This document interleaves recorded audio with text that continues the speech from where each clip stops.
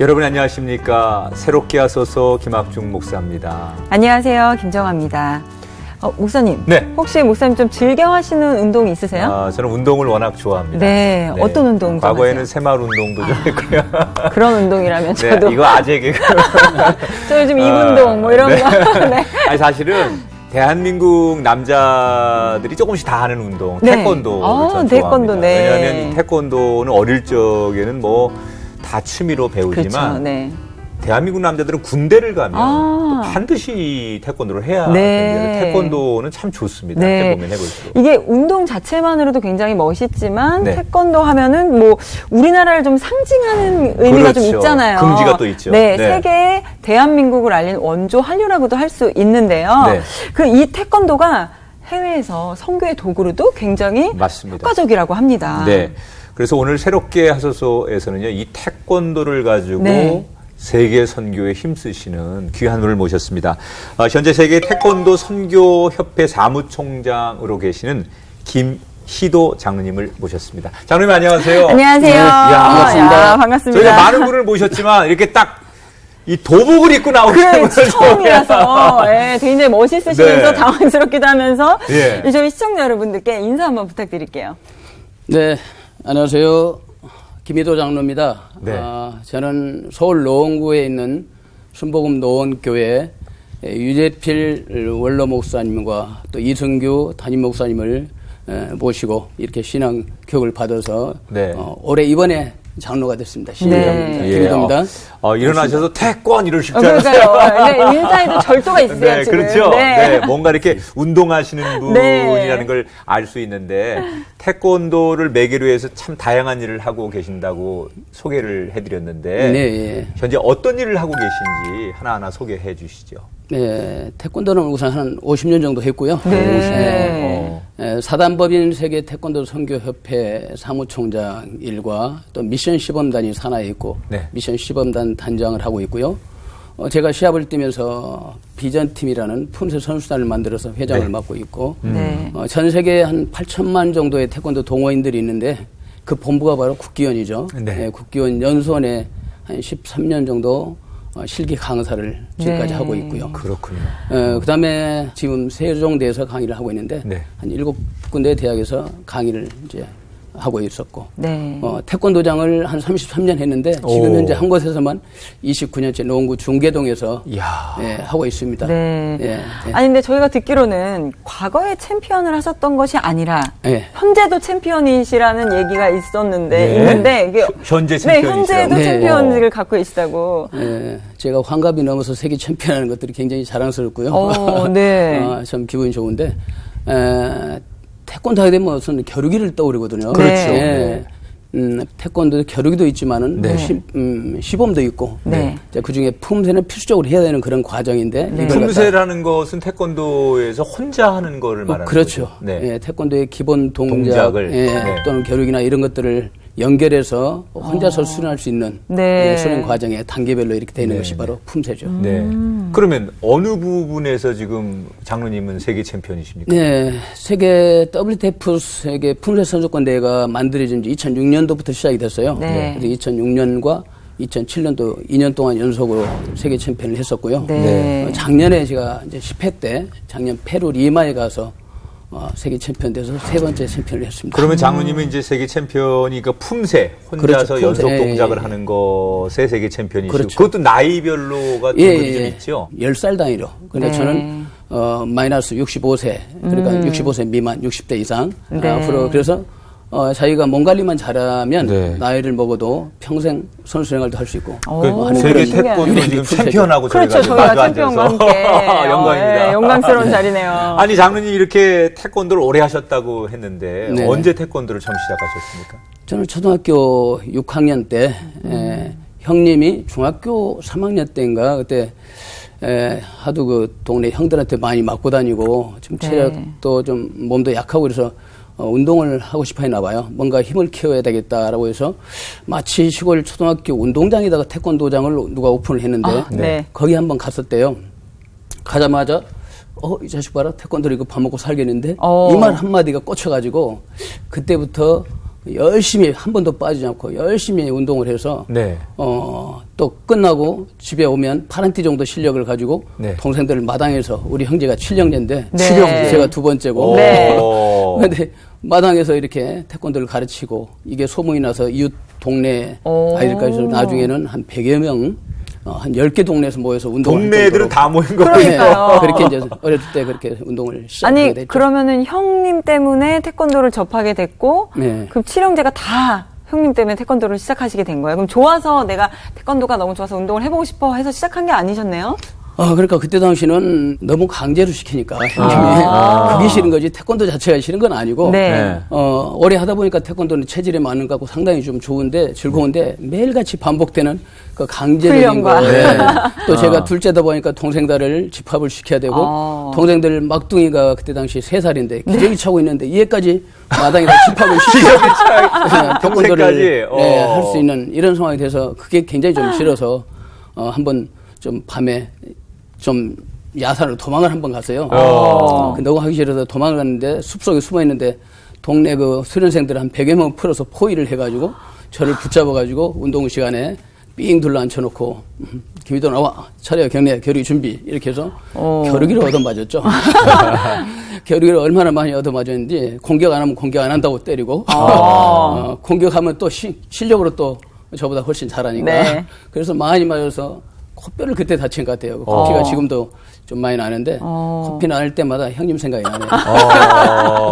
그래서 형님이 좀 이렇게 엄격하고 네. 동생들한테 운동하는 거에 대해서는 아주 정말로 제대로 가르치셨군요. 네, 이상하게 그때 중학교 3학년 정도 나이 때 왜 네. 그렇게 동생들을 강제로 아버지한테 혼나가면서 네. 동생들을 강제로 이렇게 태권도를 시켰는지 그때 당시는 몰랐죠. 네. 이제 어른이 돼서 이렇게 태권도 선교 쪽으로 이렇게 활동을 하다 보니까 이게 형님의 뜻이 아니고 하나님의 섭리였구나. 하나님의 인도하심이었구나. 네. 전 세계를 태권도로 복음화시키는데 좀 일조를 하라고 우리 형제들 하나님이 택해 주셨구나. 이걸 좀 느끼게 됐죠. 지금은 생각해보니 그런데 그때는 그래도 좀 네. 피하고 싶으셔서 사실 일하실 때도 태권도가 아니라 다른 일을 또 좀 성인이 되셔서 하셨더라고요. 네, 그래서 그때부터 꾸준히 했으면 제가 진작 구단이 됐을 텐데 54세 이상이면 이제 구단 될 나이가 네. 되거든요. 근데 제가 지금 8단인데요. 8단. 제 바로 밑에 동생은 이제 9단이고 또 여섯째 동생 김희환 목사님은 저보다 먼저 8단을 땄고 있는데 한동안 좀 방황을 하고 너무 이제 싫어서 다른 일들을 했어요. 그래서 군대 갔다 와서 이제 제대하자마자 친구 따라서 부산에 가서 지포 공장에서 지포도 만들어 보고 그러다가 마치 형님이 그때 순복음 신학교 다니면서 대조동에 다니다가 군포에 있는 지금 현재 한 세대죠. 네. 그쪽으로 학교를 옮겨서 그 동네에서 태권도장을 오픈을 해서 태권도장을 통해서 이제 복음을 전하고 있을 때 제가 제대를 해서 그때 이제 같이 생활을 할 때 태권도는 안 하고 네. 제가 그 만도 기계라고 자동차 부품을 만드는 네. 그 공장에 한 1년 동안 다니면서 형님 사택에서 얹혀 살면서 이제 생활을 했죠. 네. 그때 제가 그 신학생들하고 같이 기도하고 또 전도하러 나가면서 저한테는 굉장히 그 신앙 훈련이 제대로 된 것 같아요. 그때 네. 방언도 받고 전도의 열정도 좀 붙고 그렇게 했습니다. 그 형님의 영향 때문에 뭐 이제 신앙도 영향을 받으셨지만 지금은 이제 태권도 품새 세계 태권도 챔피언 되셨잖아요. 네. 그러면 그렇게 하기 싫은 태권도. 그래서 남들은 다 태권도 하는데 나는 그냥 일반 회사에 취직해서 다니실 만큼 태권도하고는 거리를 두셨는데 이 태권도가 내 길이구나 이렇게 생각하시게 된 계기가 있을 것 같은데요. 네, 제가 여러 가지 뭐 장사도 해봤죠. 뭐 쌀, 또 석유, 얼음, 뭐 이제 이렇게 다양한 또 장류 이런 대리점 이런 것들도 좀 많이 이렇게 좀 해봤었는데 솔직히 이제 태권도는 제 바로 밑에 동생이 태권도장을 오픈하면 한 대마다 이렇게 다 성공을 시키더라고요. 네. 어떤 데는 다른 사람이 태권도장 운영하다가 망해서 나가는데 그 건물을 임대해서 들어가더니 뭐 150명, 200명까지 이렇게 활성화시키고 하는 데마다 잘 되더란 얘기죠. 네. 그걸 가만히 생각해봤죠. 다른 사업은 이제 자본이 들어가야 되고 건물도 얻어야 되는데 태권도는 건물만 안전하게 얻어놓으면 기술로서 하기 때문에 그다음에 회비를 이제 선불로 받는 이런 거라서 뭐 외상이 깔린다든지 뭐 이런 것들도 좀 없을 것 같고 또 교육적인 부분도 있고 네. 그래서 한번 해볼까 도장을 구로동에서 제가 한번 오픈을 했었습니다. 네. 근데 그때 당시엔 경험 삼아서 했기 때문에 다른 사업을 하면서 했기 때문에 인원이 많지 않고 해서 한 4, 5년 하다가 좀 어떻게 보면 실패작이죠. 이제 비즈니스 차원에서는. 네. 그렇게 하는 과정에 이제 형님 목사님이 여기 중계동에 건물을 얻는데 교회가 돈이 없다. 그래서 같이 태권도 선교를 한번 해보자. 평일에는 태권도장으로 쓰고 주말이나 예배 시간은 이제 교회 공간으로 활용을 하면 서로 좋지 않겠느냐. 그래서 제가 전 재산 다 털어서 총 가져온 게 2천만 원 보증금, 그 건물 보증금을 걸고 교회에서는 매월 그때 당시 65만 원씩 월세를 내고 해서 한 1년 반 동안을 운영했어요. 해보니까 한 건물에서 두 가지 용도로 이렇게 하기 때문에 가능하더라고요. 네. 예, 평일날은 뭐 교회가 그렇죠. 공간을 쓸 필요가 없으니까 태권도장 하라고 예배 때만 커튼 쳐놓고 이렇게 하고 이렇게 해서 그러니까 이제 같이 했었죠. 태권도를 정말 이게 하시게 된 게 사실은 좋아서라고 하기보다도 네. 뭔가 이게 돈벌이가 좀 되겠구나. 네. 이제 와서 얘기지만. 네. 그렇죠. 예. 그래서 시작한 건데 네. 여기까지 오신 거예요. 그렇죠. 근데 이제 칠형제가 다 그 태권도를 가지고 선교에 관련된 지금 사역들을 하시잖아요. 다 네. 이단자시고. 네. 네. 그러면 집안이 원래 다 이렇게 굉장히 믿음이 좋은 형제들이었고 신앙이 좋았던 집안이었던 것 같아요.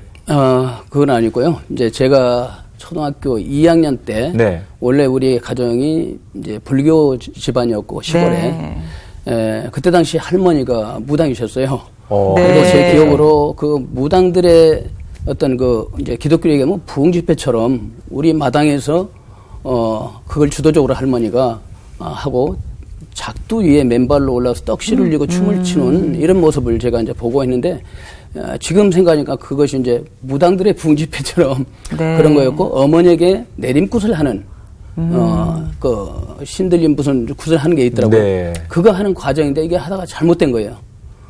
그거 하다가 쓰러져가지고 이제 누가요? 큰일 어머니가 우리 어머니가 어머니께서. 그러니까 이제 정상적으로 되게 되면 이제 내림굿 신이 내려야 되는데 중간에 이제 잘못된 거죠.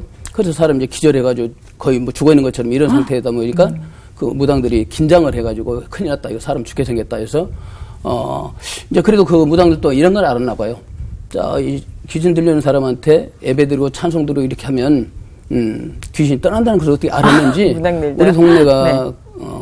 좀 그 말 못하는 그런 형제를 둔 부모님이 있었는데 두 가정이 동네가 31호밖에 안 되는데 두 가정이 예수 믿는 가정이었어요. 네. 그래서 이제 그분들의 도움을 받아서 그때 당시 시골 교회는 목사님도 안 계시고 전도사님도 안 계시는데 이제 집사님들이나 제가 알기로는 그때 문 선생님이라는 분인데 사진관을 운영하신 분이 교회를 개척을 해서 시골에서 그렇게 교회를 운영하는 그런 상황이었어요. 네. 그런데 급하게 연락을 해서 교회에서 한 6, 7명이 이제 집사님들이 지금 같으면 와서 이제 조건을 제시한 거예요. 자, 우리가 기도하고 찬송하면 이렇게 하면 귀신은 떠난다.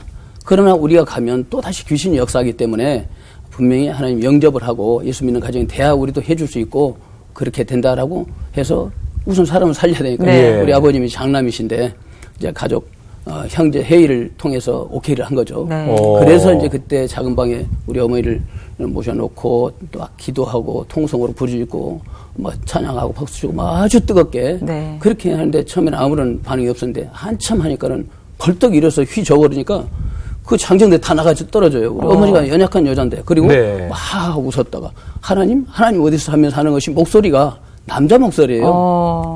여자한테 남자 목소리가 나는 거고 힘이 그렇게 세고 이걸 생생하게 초등학교 2학년 때 현장을 보면서 이야 뭔가 있다는 거 마음은 막 조마조마하고 그냥 네. 무섭고 네. 그런 과정을 생생하게 지켜봤죠. 네. 그렇게 해서 한참 하는데 막 강력하게 찬양하고 막 저주하니까 그래 나갈게 하더니 나중에 거품을 물고 쓰러졌어요. 네. 그래가지고 잠이 드는 거죠. 이제 그렇게 해서 한 2시간 후쯤에 이제 정신 차려서 정신 돌아서 이제 우리 어머니가 새 생명을 얻게 됐죠. 예. 그런 야, 큰 사건이 있어요. 그러니까 영적으로. 이게 그걸 계기로 해서 이제 우리 가정이 이제 예수 믿게 됐고 할머니는 교회에서 무당 필요한 그런 직기들 다 교회에서 불태우고 우리 할머니가 더 예수님 잘 믿어요. 네. 무당이 변해서 예수 믿으니까 아주 그냥. 그렇죠. 믿음대로. 원래 그렇죠. 종교심이 있는 분들이 맞아요. 하나님을 믿기 예. 시작하면 제대로 잘 믿더라고요. 그러면서 이제 우리 가정이 예수 믿고 우리 형제들은 이제 그 어머니가 그 시골 교회가 한 5km 떨어졌죠. 산길이고. 근데 항상 밤 예배, 새벽 이렇게 공예배 참여하는데 할아버지가 술을 좋아하셔가지고 네. 그런 걸 또 못 보고 잔소리를 좀 많이 하고 네. 그러셨다가 새벽 기도를 못 갈 때는 장독대에서 새벽 기도를 하는 것을 듣고 방언하고 기도하는 모습을 들으면서 우리가 성장을 했죠. 그래서 이제 그런 영향들이 네. 있다 보니까 우리가 삐뚤지 않고 상당히 좀 온전하게 잘 자라고 교회를 다닌 것 같아요. 근데 이렇게 큰 사건을 또 겪어서 이제 예수님을 영접하게 됐지만 또 인격적으로 또 하나님을 만나고 그리고 또 선교에 굉장히 매진을 하고 계시잖아요. 예. 이 선교의 열정이 불타기는 또 쉬운 일은 아닌데 어떻게 해서 이렇게 선교에 대해서 깊은 마음을 갖게 되셨는지가 궁금해요. 네.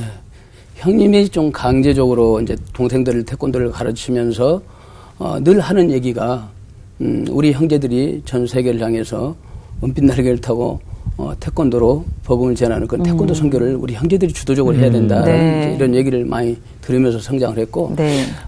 이제 아까 말씀하신 대로 제가 이제 그 인격적인 하나님과의 만남은 어렸을 때는 이제 부모님 예수 믿기로 했기 때문에 그냥 왔다 갔다 하는 이런 정도지 뭐 젊은 청소년기에 어떤 뭔가 제가 인격적으로 뭐 변화될 만한 그런 적 없이 자연스럽게 교회만 형식적으로 나가했던 것이고, 네. 제가 제대하고 이제 군포의 형님 전도사 때 사택에서 제가 형님하고 같이 생활을 하면서 직장 생활을 하면서 신학생들과 같이 통성으로 기도하고 전도하고 이렇게 하면서 그때 본인은 신학생은 아닌데 네. 그 무리들과 함께 그렇죠. 네, 같이 통성으로 기도하는데 저한테도 그게 이제 전달이 돼서 뜨거워지고 그래서 방언도 받고 거기서 뭔가 있다는 것을 느끼고 그래서 군포 역전 그 돌아다니면서 전도하는 그런 과정에서 제 믿음이 성장해서 신학생이 아닌 신학생이 될 정도 네. 그때 제가 인격적으로 하나님을 영접을 하고 또 그렇게 믿음으로 하나님 일을 위해서 하나님 영광이 좀 살아야 되겠다라고 이렇게 다짐하는 계기가 됐죠. 그때가.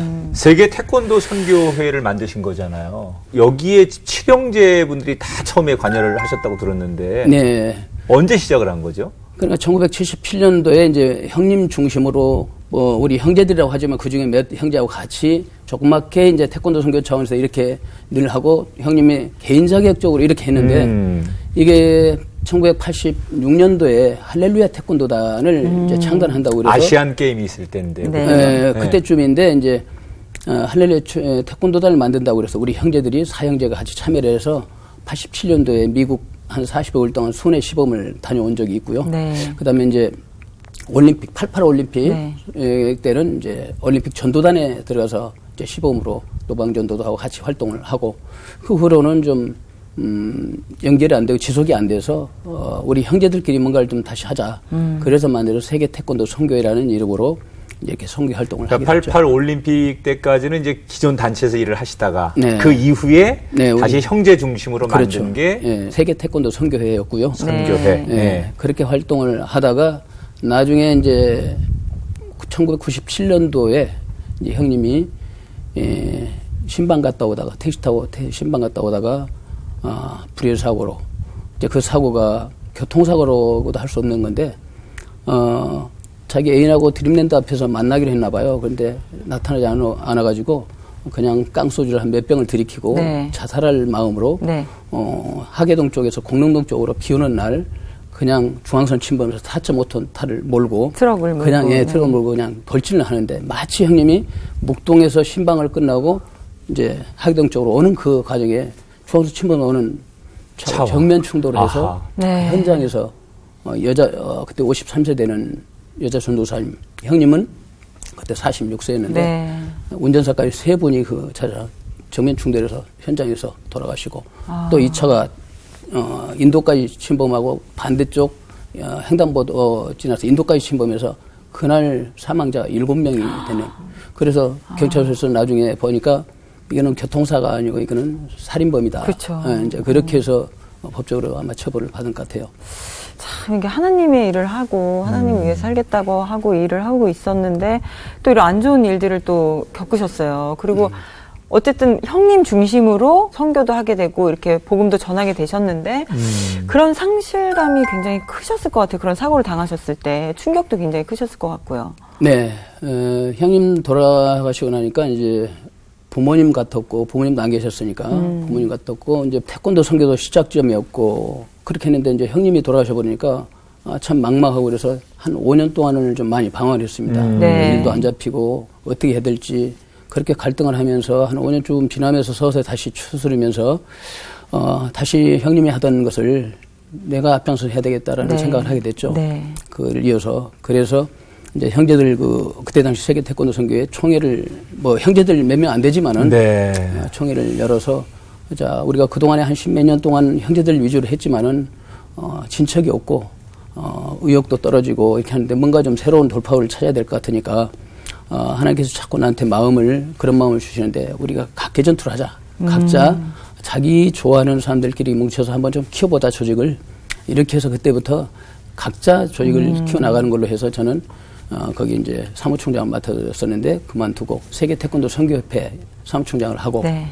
바로 밑에 동생은 세계 태권도 선교 연맹을 하고 여섯째 네. 동생은 원래 세계 태권도 선교회라는 그 이름으로 이렇게 해서 각자 이제 조직을 관리를 하기로 해서 네. 지금까지 그렇게 했는데 그거 하고 날 때는 좀 동생들한테 항의도 많이 받았죠. 네. 형제들 똘똘 뭉쳐서 해야지 어떻게 그럴 수가 있냐. 네. 그게 큰 형님의 뜻이 아니냐라는 네. 이런 얘기를 했는데 그렇게 하려고 했는데 계속 제 머릿속에서는 그게 아니라는 생각이 왜 하나님 입장에서는 우리가 뿔뿔이 흩어서 이 선교 단체들을 활성화시키면 그만큼 세계 선교에 앞장서고 더 큰 일을 할 수 있을 텐데 하나님 입장에서는 이 방법이 옳을 것 같다는 생각이 자꾸 마음에 와요. 네. 그래서 결단을 했죠. 한 6개월 지나서는. 그렇게 하신 이후에 세계 태권도 선교협회가 지금 한 17년 정도 네, 지나왔다고 했는데 사단법인 받은 지 17년 정도 됐죠. 정말 그간에 많은 일이 있었죠. 뭐 주로 이제 그곳에서 해외에 있는 선교사들과 가교 역할도 하시고 네. 굉장히 고군분투하셨을 텐데 어떤 일을 많이 해오셨습니까 그동안? 그때 당시는 모든 행사들이 이제 국견 심사를 예를 들어서 일요일만 있었어요. 그러다 보니까는 이제 목사님 본인이든 신학생이든 이제 장로님 자녀들이든 간에 태권도를 하고 싶은데 주일날 심사하기 때문에 이제 포기를 하는 경우도 많고 또 운동을 하고 있는데 주일날 예배를 빼고 국기원 심사 보러 가야 되는 것들이 태권도인 크리스찬들의 어떤 이슈가 되는 그런 문제점이었죠.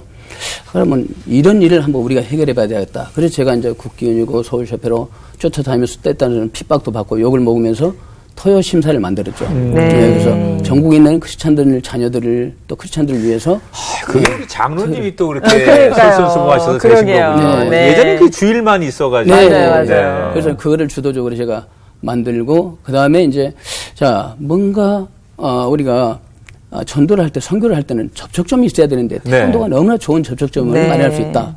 그럼 우리가 대회를 한번 만들자. 그래서 그 대회 명칭을 뭘로 하지? 선교컵?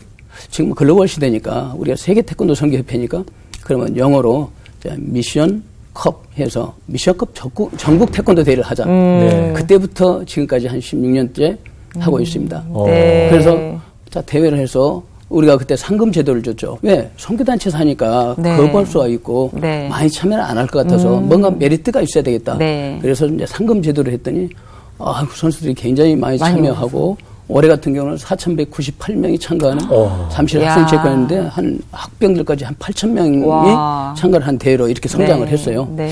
그래서 접촉점을 만들어서 거기 뭐 대회 참가한다 해서 예수 믿는 건 아니지만은 이들 생각 속에 학부형들이고 선수들이고 지도자들이 머릿속에 기독교에 대한 문턱을 좀 낮춰주자는 이제 이런 생각으로 네. 접촉점을 마련해서 하고 또 상금을 주니까 이런 혜택을 주니까 적극 참여하면서 열심히 하다 보니까 실력도 늘게 되고 여기 참가하려고 하다 보니까 도장 또한 그만두려고 했던 아이들이 다음에 미션컵에 나가려고 열심히 수련하다 보면 도장도 활성화되고 참 좋을 것 같다.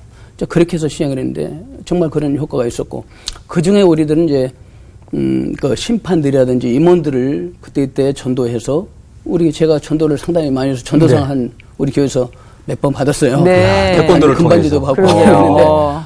그랬는데 제가 전도하고 1년에 한 명 하는 것이 굉장히 두려웠고 어떻게 전도하지? 성격상 내성적인데. 그런데 어려웠거든요. 평생을. 네. 그런데 태권도 선교를 하다 보니까 너무 쉬운 거예요. 자연스럽게. 교회 한번 오십시오. 우리 태권도 선교회가 있습니다. 같이 얘기하다 보면 주일날 우리가 태권도 선교회 기도회를 하는데 이거 애국 선교사님이 와서 선교 보고 하는데 한번 들어서 한번 들어봐라. 이런 식으로 하다 보니까 한 번 나오고 두 번 나오고 그래서 제가 이제 대회에 참가해서 이제 성적까지 시켜서 전도를 작년에도 막 교수들 또 대한 뭐 태권도계 회장들 한 7명을 전도를 할 정도로 네. 거물들을 전도하고 관장님들이 다들 개인이 아니고 문화생들이 다 있기 때문에 네. 예, 그런 전도도 좀 여러 번 했었고요. 네. 상당히 효과가 있었습니다. 네. 그 다음에 이제 해외 지금 42개국에 66명의 선교사님들이 나가 있는데 그들의 관리를 하고 네. 또 여러 가지 심사 문제라든지 우리가 재정적으로 지원을 할 수 있는 상황이 아니기 때문에 이제 우리가 연중 무휴 헌도복 모으기 운동을 하고 있어요. 네. 우리 대한민국에 도장이 한 15,000개 정도 있는데 지금 요즘은 도복이 떨어져서 낡아서 못 입지는 않거든요. 그렇죠. 그런데 도장마다 제 도장도 제가 지금 현재 하고 있는데 굴러다니는 게 많아요. 그걸 빨아서 딱 싸놨다가 모았다가 선교사 올 때 한 보따리씩 싸주고. 헌 도복들을. 네. 네. 그런 또 태권도 용품 같은 것을 기증을 받아서 또 이제 태권도장이 간판이 바꿔지면 이름이 새겨진 거 새 건데 이런 것도 막 200벌씩, 100벌씩 올 네. 때도 있더라고요. 아. 그런 거에서 이 선교사님한테 한 20번, 여기 선교사님한테 30번 네. 이렇게 해서 계속 그 친정 어머니처럼 네. 그런 보내는 역할, 관리하는 역할 이렇게 보따리마다 싸가지고 그러게요. 선교사님들에게 네. 보내주는 일을 네. 협회에서 계속 하고 계신데 근데 특별히 태권도라는 것이 해외에서 선교에 좀 중요한 역할을 하고 있다고 말씀드렸는데 예. 뭐 때문에 이 태권도가 해외 선교에 꼭 필요하고 중요한 어떤 역할들을 하고 있는 건가요? 우선은 해외 나갈 때 신분이 뭐 선교사로 나가는 게 아니고 태권도 사범으로서의 가기 때문에 뭐 종교, 뭐 이념 이런 것을 다 떠나서 어디든 환영을 하고 또 올림픽 종목에 들어있으니까 지금 208개국에 전 세계 회원국이 있을 정도로 이미 땅끝까지 태권도로 다 이미 보호가 된 네. 상태거든요. 그렇기 때문에 우선 신분이 보장이 되는 거잖아요. 네. 그다음 명령 체계가 확실하고 예의가 있죠. 그렇죠. 태권도는 그렇죠. 절제와 예의가 있단 말이에요. 네, 그래서 네. 그 태권도 제자들을 수제자로 삼아서 이 수제자들을 예수님 제자로 만들면 참 좋겠다라는 네. 생각을 하게 되죠. 그다음에 그들에게 1.9번 그 수준에 맞는 회비를 받으면서 그걸로 다시 선교비를 쓸 수 있는 이런 조건이기 때문에 끝까지 선교비를 보내지 않아도 어느 정도 처음에만 기틀을 잡아주면 자립형의 자립 선교가 선교를 되겠네요. 자비량으로 네. 선교가 가능하겠다라는 네. 이런 생각을 하면서 했죠. 그러니까 생각해보면 뭐 이슬람권의 나라라든지 막 절대 들어갈 수 없는 기독교가 이제 전파되기 힘든 그런 나라에 이제 태권도 사범으로 들어가서 선교를 하신다는 말씀이신 거죠. 네. 네. 실제로 그런 사례들이 많이 있을 것 네. 같아요. 지금 뭐 선교사님들이 신분상 선교사로 들어갈 수는 없는데 네. 태권도를 가지고 가서 선교해 보니 정말 복음이 너무너무 잘 전해지는 그런 사례들이 많이 있을 텐데 굉장히 많이 있는데 여기서 네. 다 얘기할 수는 없고요. 한 가지만 소개를 해 주시죠. 예. 지금 주로 우리 선교사님들이 42개국에 66명인데 그 중에 뭐 타지키스탄, 뭐 인도, 아프가니스탄, 우즈베키스탄, 키르기스스탄, 뭐 파키스탄, 뭐 주로 이슬람권에 상당히 좀 많이 나가 있죠. 그래서 일반 돈 벌러 나갈 사범들은 선진국에 많이 나가지만은 선교사님들은 그래도 복음을 전하기 위해서 주로 후진국이나 어려운 나라를 가서 사랑을 베풀고 태권도를 보급하고 이렇게 이런 일들을 좀 하고 있는데 어느 나라고 얘기하기 좀 곤란한데요. 일단은 그들에게 처음에는 회비를 받지 않고 그냥 무료로 태권도 학교에서 특별활동도 하고 이렇게 하는데 무료로 지도를 하면서 한국교회에서 여러분들을 지원해 주니까 자 누구나 와서 배워라라고 이렇게 해서 복음을 전하고 하는데 먼저 태권도부터 가르치는 게 아니고 우리 순복음 스타 옛날에 굉장히 뜨겁게 통성 기도하고 한 30분 동안 뜨겁게 찬양하고 박수 치면서 찬양하면서 이렇게 한 30분 뜨겁게 예배드리고 태권도를 가르치는 네. 이렇게 해가지고 그러면 이제 그분들은 처음부터 태권도는 이렇게 하나 보다. 그렇죠. 예. 원래 이런가 보다. 바로 네. 네. 그렇게 해서 한 수년 동안 해와서 여러 지역에 그 제자들이 일단만 되면 네. 도장을 열 수 있기 때문에 그 나라에서는 네. 그래서 자기 수백 명 제자들에게 똑같이 하는 거죠. 이제 얘들은 돈을 받아가면서 회비를 받으면서 돈 벌면서 예배를 드리고 이런 식으로 이게 태권도 이렇게 해야 되는 것보다 네. 이렇게 해가지고 많이 그렇게 하고 있는데 한 얼마 전에 그 선교사님 전화가 왔어요. 굉장히 기분이 좋습니다. 왜? 그랬더니 지금 제 제자들이 확인된 목사 제자들만 15명이 확인됐는데 네. 이들이 똑같이 예배를 드리고 네. 이렇게 해서 자기들 잘 먹고 잘 살면서 복음도 전하고 목사들도 됐다고 네. 이런 전화가 국제 전화로 와서 굉장히 참 보람을 느꼈습니다. 네. 아니 근데 그러면 그렇게 또 할 수 있는 뭐 어떻게 보면 태권도 선교사님들이 많이 이렇게 배출돼야 하는 거잖아요. 네. 이게 태권도만 잘해서 되는 게 아니고 또 신앙만 있다고 되는 게 아니니까 네. 그런 분들을 양성하는 것도 굉장히 중요하겠어요. 네.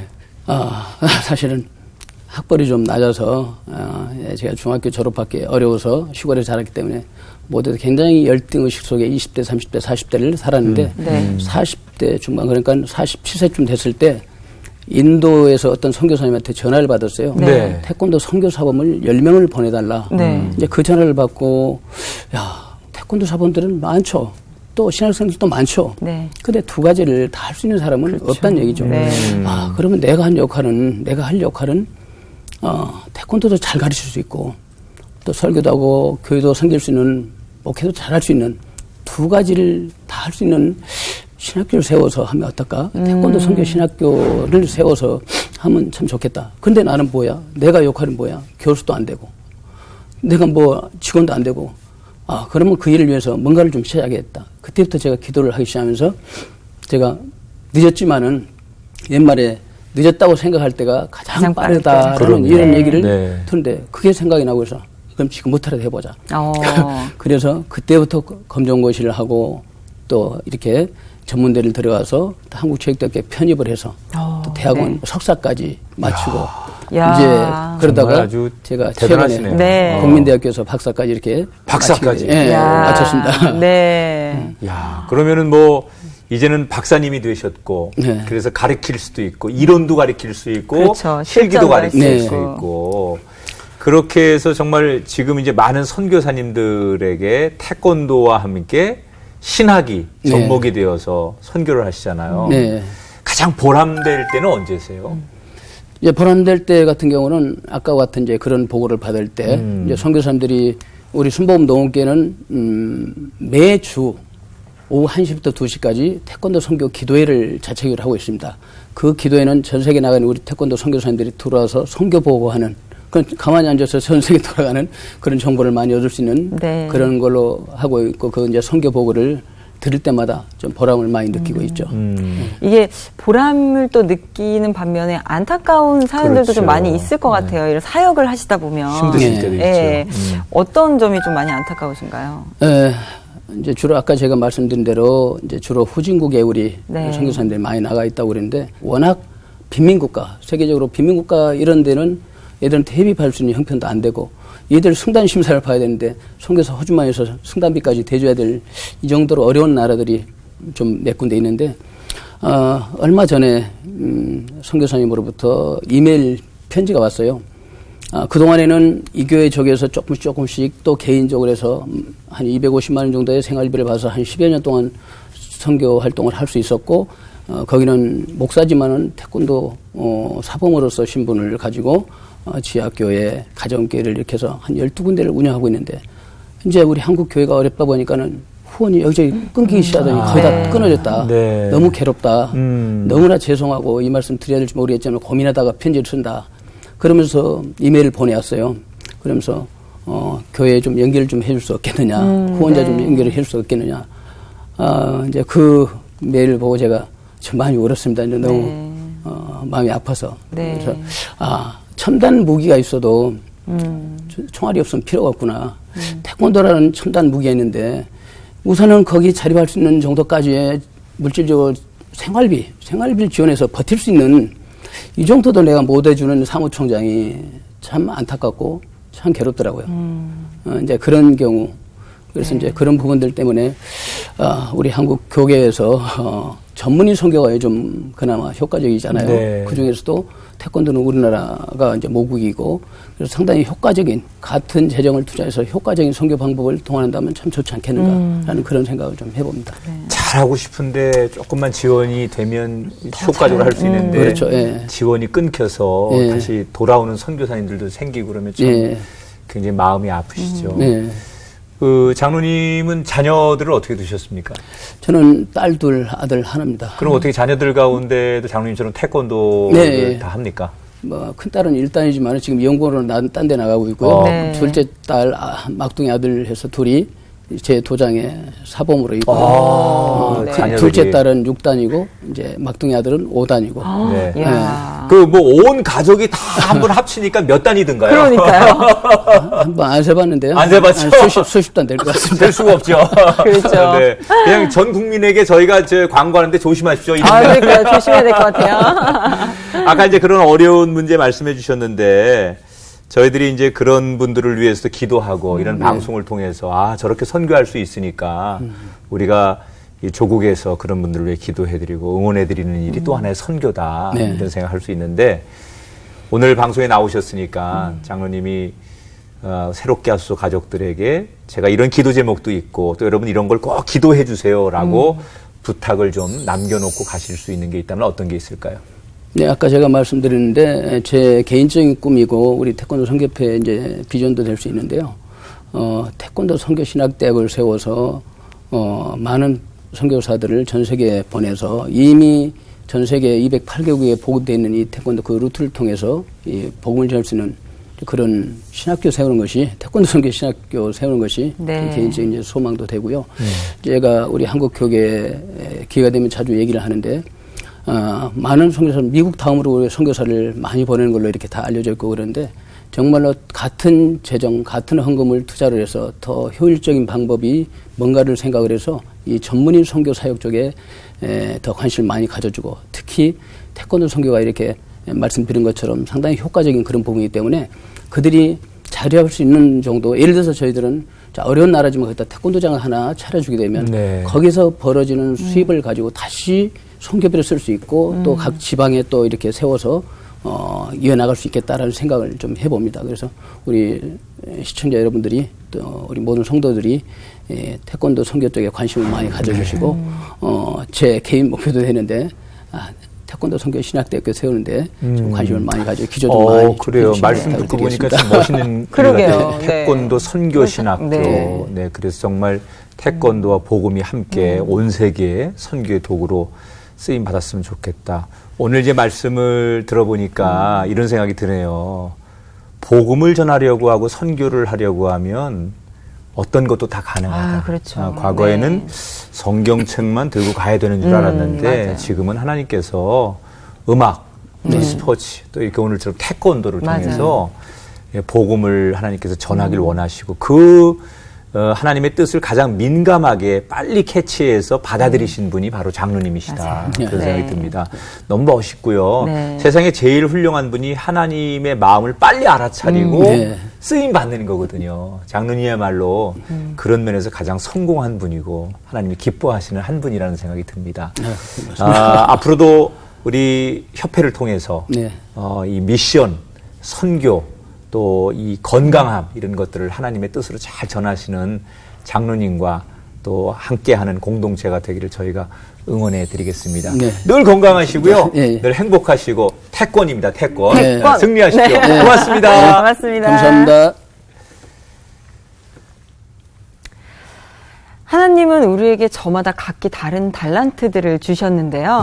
생각해보면 그 각기 다른 달란트들 하나하나가 우리 장로님의 이야기처럼 귀한 선교의 도구로 사용될 수 있겠다라는 생각이 들었습니다. 네. 우리가 그냥 운동으로만 생각했던 태권도, 이 태권도가 하나님의 이름과 함께 전해지니까 놀라운 선교의 도구가 되지 않습니까? 먹든지 마시든지 무엇을 하든지 하나님의 영광을 위해서 하라고 하셨는데 무슨 일을 하시든지 하나님의 영광을 위해서 하려고 하면 여러분이 하고 있는 일, 여러분이 붙잡고 있는 것이 놀라운 선교의 도구가 될 수 있다는 것 다시 한번 깊이 생각해 보시기 바랍니다. 새롭게 하셔서 오늘 여기서 인사드리고요. 다음 시간 다시 찾아뵙겠습니다. 여러분 고맙습니다.